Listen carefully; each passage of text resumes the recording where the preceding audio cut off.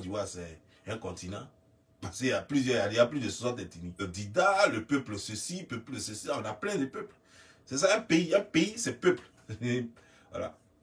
Donc, acceptez que je dise par moment pays, nation, et que par moment je dise continent. Voilà, les deux valent la peine.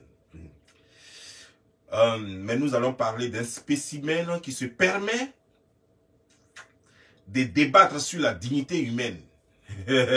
Un spécimen très rare, venu de nulle part, qui se permet de donner des leçons sur les réseaux sociaux.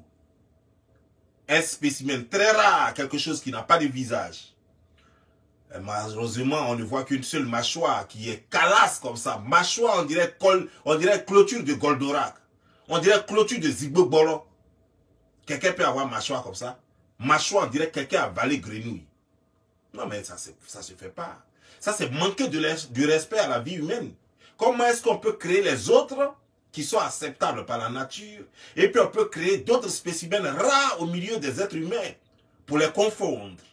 C'est pas normal. Ne faites pas ce genre de choses. Mais moi, il faut que je convoque Dieu. Je dois convoquer Dieu pour ça. Ah oui, oui, oui. Il faut que Dieu réponde devant le procureur Adou Richard pour ce qu'il a fait à ce peuple qui s'appelle peuple Côte d'Ivoire. Mais sérieux. Vous voyez, quand on vient sur les réseaux sociaux, par moment, nous avons vu ce spécimen rare qui n'a pas de visage et qui a juste des paquites, on dirait 3 clôtures collées, et qui par moment se permet de dire à des filles qu'elles font ceci, elles font cela, elles ont des enfants, au lieu d'aller s'occuper de leurs enfants, elles ont ceci, elles ne font pas cela. Je vais parler d'Eka, d'Emmanuel Louest. En fait, ce spécimen rare qui se permet d'interroger les autres filles, comme si elles étaient mieux que ces filles-là. On va en parler. Vous êtes sans avoir vu cette vidéo que j'ai publiée sur ma page. 2 vidéos que j'ai publiées sur ma page. Je vais vous montrer.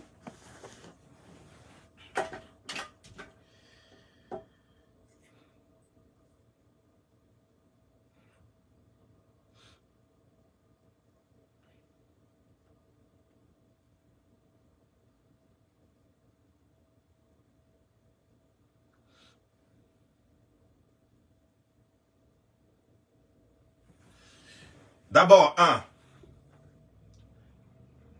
sérieux.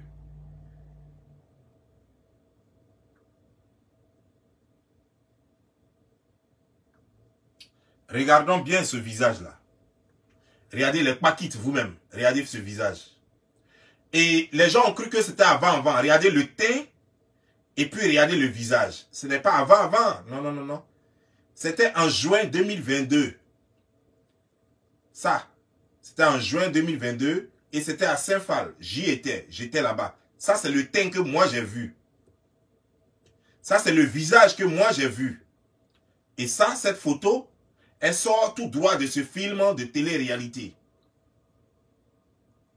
Vous avez compris? Ça, c'est ce que moi j'ai vu là-bas. C'est pourquoi j'ai été choqué. Et jusqu'à présent, je ne me suis pas encore retrouvé.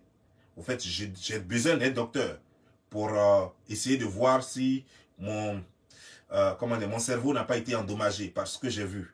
Et si mes yeux n'ont pas encore endommagé. Vous avez réalisé que depuis que je suis quitté à Saint-Phal, je ne fais que multiplier les lunettes. Quelqu'un seul peut avoir toutes ces lunettes-là. Regardez. Ça, c'est 1,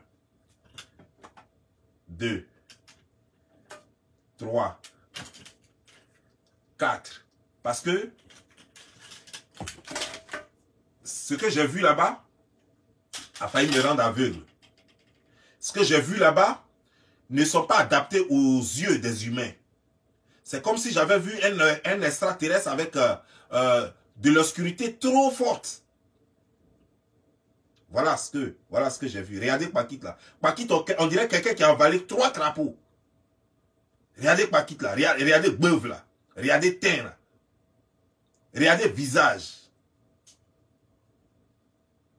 Regardez visage. Voilà ce que moi j'ai vu là-bas. C'est pourquoi quand je parle, et puis quand vous parlez, vous restez là, vous regardez des choses, des gens qui sont derrière.